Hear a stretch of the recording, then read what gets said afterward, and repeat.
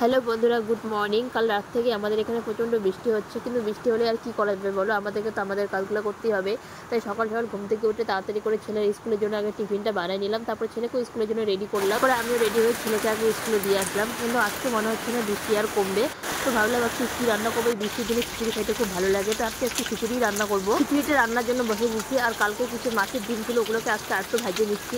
আর আমাদের বাড়িতে আজকে কারেন্টও নেই, এই জন্য মোবাইলের টর্চ দিয়ে রান্না করতে হচ্ছে। আর দেখো আমাদের উঠানের মধ্যে মাছ লাফাচ্ছে। এর বাড়ির এক ভাসতে এসে মাছটাকে ধরে দেখো বালতির মধ্যে রেখে দিচ্ছে। তারপরে দেখো আমরা বাইরে চলে গেলাম মাছ দেখার জন্য যে আরো মাছ আছে নাকি। তোমাদের দাদাভাই চলে আসলো, তারপরে খাওয়া দাওয়া করে নিলাম। তারপর আমার মা ফোন করলো, বলো কি রান্না করছি, বললাম যে খিচুড়ি রান্না করছি। তো মা বলে যে আমার জন্য একটু খিচুড়ি নিয়ে আয়। তো তখন মার জন্য একটু খিচুড়ি নিয়ে যাচ্ছি। আর এদিক থেকে জিতুকে স্কুল থেকে নিয়ে আসবো। স্কুল থেকে আসে জিতু দাদু বাড়িতেই আছে। তোমাদের দাদাভাই কাজের থেকে আসতে দেরি হচ্ছিল দেখে জিতু দাদু স্কুল থেকে জিতুকে নিয়ে আসছিলো।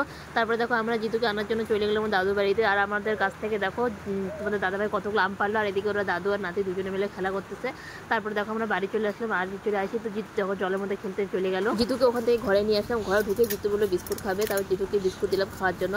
আর আমি বাড়ি থেকে একটা ফুলের গাছ নিয়ে আসছি, তোমার দাদাভাইকে বললাম যে ফুল গাছটা লাগাই দেওয়ার জন্য। তো তোমার দাদাভাই এখন ফুল গাছটাকে লাগাই দিচ্ছে।